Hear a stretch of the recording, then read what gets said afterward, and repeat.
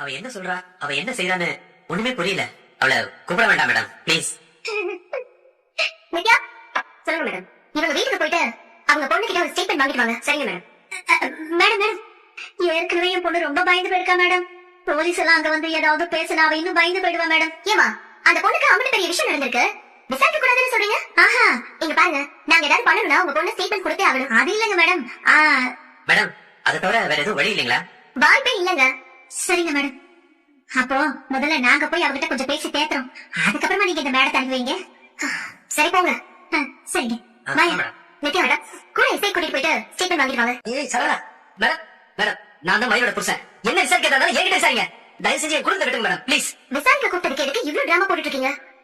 என்ன குடும்பமா பிடிச்சி ஜெயிலியா போட்டிருக்கோம்? இல்லங்க, போப்பா போய் ஒரு மணி இல்ல. மேடம், அம்மா தங்கச்சி ராஜினா ஒரு நாள் கம்ப்ளைண்ட் கொடுக்கறதுக்கு ஒரே தடவை ஸ்டேஷனுக்கு வந்திருக்காங்க மேடம். அதை தாண்டி அவங்க இந்த மாதிரி இடத்துக்கு வந்ததே இல்ல மேடம். இந்த மாதிரி இடம்னா